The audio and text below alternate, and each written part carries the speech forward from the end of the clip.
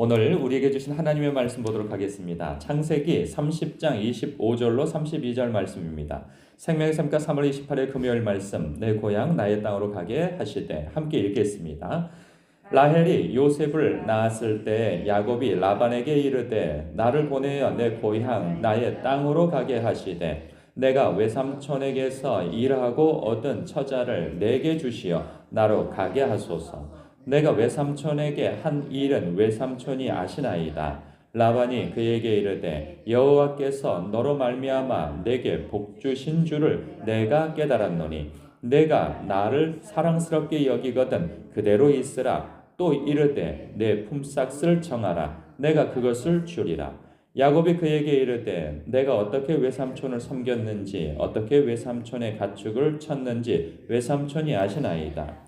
내가 오기 전에는 외삼촌의 소유가 적더니 번성하여 때를 이루었으니 내 발이 이르는 곳마다 여호와께서 외삼촌에게 복을 주셨나이다. 그러나 나는 언제나 내 집을 세우리이까. 라반이 이르되, 내가 무엇으로 내게 주리야? 야곱이 이르되, 외삼촌께서 내게 아무것도 주시지 않아도 나를 위하여 이 일을 행하시면 내가 다시 외삼촌의 양떼를 먹이고 지키리이다. 오늘 내가 외삼촌의 양떼에 두루 다니며 그 양 중에 아롱진 것과 점 있는 것과 검은 것을 가려내며 또 염소 중에 점 있는 것과 아롱진 것을 가려내리니 이 같은 것이 내 품삯이 되리이다. 아멘. 야곱이 고향을 떠나 외삼촌 라반의 집에 머물러 산 지가 한 14년 정도가 지났어요. 그 세월 동안 4명의 아내가 생겼고, 그리고 그 스라에 10여 명의 자녀를 두게 되었어요. 그런데 그가 외삼촌 그 라반의 집에서 양치기를 하며 살아온 세월이 14년임에도 불구하고 그에게 주어진 재산이 없는 거예요. 그래서 그가 사실 결론적으로는 집으로 돌아가겠다고 이야기를 하고는 있으나 그 내심 나를 그냥 보내지는 않을 것이다 라는 생각을 가지고 있는 것 같아요. 그래서 하나님 앞에 먼저는 간구하여 지혜를 얻었다는 생각이 들어요. 왜냐하면 그가 이미 보관이 있었거든요. 외삼촌이 무엇을 주랴라고 얘기를 할 거라고 생각을 했던 것 같아요. 그런데 그는 이미 알고 있었어요. 자신을 그냥 떠나보내지 않을 것이다. 왜? 외삼촌에게 있어서 자신이 그냥 놓치고 싶지 않은 사람이라는 것을 알았던 것 같아요. 그러니까 오늘 말씀을 보면은 떠나겠다고 하는 그 야곱을 만류하잖아요. 그러면 이 라반이 27절에 보니까 야곱에게 하는 말이 이래요. 여호와께서 너로 말미암아 내게 복을 주신 줄을 내가 깨달았다. 그러는 거죠. 이전까지는 그것에 대해서 모르진 않았으나 떠난다고 하니 절실하게 깨달은, 얘 놓치면 안 되겠다. 얘 놓치면 이게 나 망한다. 이런 생각을 가졌을 정도로 굉장히 성실과 근면과 그리고 정직함과 유능함이 그에게 있었던 것이죠. 이것을 보면서 참 여러 가지를 느끼게 되어지는데, 그 아브라함도 그랬고 이삭도 그랬고 야곱도 그러고 나중에 요셉도 그러는데 주변이 알아줘요. 주변이. 아, 여호와께서 너와 함께 계신다 하는 사실을 그 주변이 알아준단 말이죠. 그리고 이 야곱 때서부터 보면은 요셉도 그러는데 이 야곱이 존재하는 것 때문에 그곳이 복을 받아요. 나중에 요셉도 그러거든요. 그 애굽의 보디발의 집에 팔려갔을 때 놀랍게도 하나님께서 그가 그곳에서 어떤 직무와 업무를 맡아서 그 일을 하게 됨으로 인하여서 그 집까지도 복을 받게 하시는 거예요. 그러니까 하나님께서 요셉을 보호하시기 위하여서 그 주변도 복을 받게 하시는 거예요. 예, 그렇죠. 그러면서 이 야곱도 마찬가지예요. 하나님께서 그를 앞뒤로 호위하신 세월이 있는 거예요.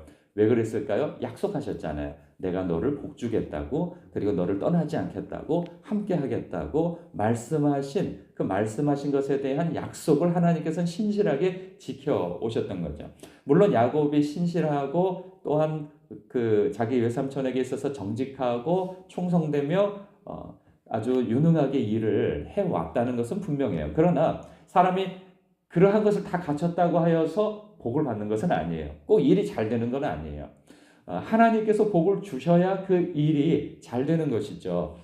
그 야곱은 모든 것을 갖췄으나 하나님께서 거기에 더하여 도움을 주시니 그도 복을 받을 뿐만 아니라 그 주변도 복을 받게 되어진 것이죠. 이러한 복이 여러분에게도 분명히 있을 것이고 이미 있었고 앞으로도 있을 것이라 축복합니다.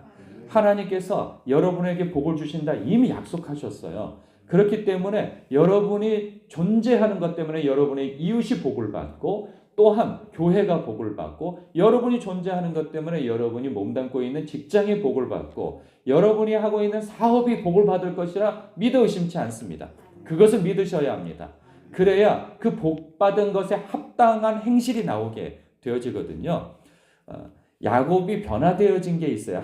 그 베델에서 하나님의 임재를 경험하고 하나님을 만나고 난 다음에 변화되어진 게 있어요. 절대로 자기 유익을 위하여 속이지 않아요. 하나님을 의식하는 삶이 그를 따라다녀요. 왜냐하면 하나님께서 함께 계신다 약속하셨고 그리고 하나님이 자신에게 복을 주실 거라 믿었거든요. 그래서 그는 오늘 그의 고백 속에서도 이러한 고백이 나오잖아요. 27절에 일단은 다른 사람이 알아주는 것이 라반이 그에게 이르되 여호와께서 너로 말미암아 내게 복 주신 줄을 내가 깨달았다. 여호와를 어떻게 알아요? 그가 수십 년 전에 자신의 그 누이 동생을 찾으러 온 구하러 온 누구죠? 엘리에셀이라고 하는 그 아브라함의 종으로 인하여서 여호와의 이름을 듣게 되었다고 하여서 그가 지금까지 그 여호와 하나님을 그가 개인적으로 섬겼을까요? 그렇지 않습니다. 이 이야기 전체 이야기를 보면은 라반의 집은 여호와 하나님을 섬기는 집이 아니에요. 우상을 섬기는 집이에요. 그런데 여호와 하나님을 어떻게 알겠어요? 야곱이 여호와 하나님을 찾아 기도하고 개인적으로 예배를 드려오는 세월이 있었기에 그가 여호와 하나님만을 의지한다는 것을 알기에 그의 삼촌 라반도 여호와 하나님을 고백하지 않겠어요? 야, 내가 보니까 너 여호와께서 너로 말미암아 내게 복 주신 줄을 내가 알겠다. 네가 섬기는 여호와 하나님. 이거 더 읽어보면 알아요. 그 라반은 절대 여호와 하나님을 개인적으로 섬기는 자가 아니에요. 우상을 섬기는 자예요. 그런데 그의 입에서 고백이 나왔다 하면 라반이 하나님을 섬기는 사람이라고 하는 그 티를 낸 거예요, 사실. 뿐만 아니라 30절에 보면은 그 야곱의 고백 속에서도 그게 배어 나와요. 내가 오기 전에는 외삼촌의 소유가 적더니 번성하여 때를 이루었으니 내 발이 이르는 곳마다 여호와께서 외삼촌에게 복을 주셨나이다. 그러니까 그도 여호와 하나님 앞에 늘 간구하는 세월이 있었던 거고 여호와 하나님을 의지하던 세월이 있었던 것을 볼 수가 있어요. 그래서 그는 여호와 하나님을 만난 이후로부터 그의 삶에는 늘 하나님을 의지하며 살아온 것이죠. 하나님을 의식한 거예요. 저와 여러분도 하나님을 의식하는 세월이 있는 것이죠.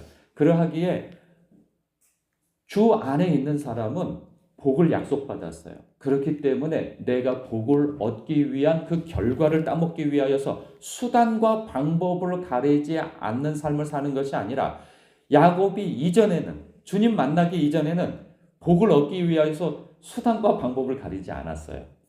그러나 하나님을 만나고 난 이후에 그의 삶은 어떻게 변했어요? 수단과 방법을 가렸어요.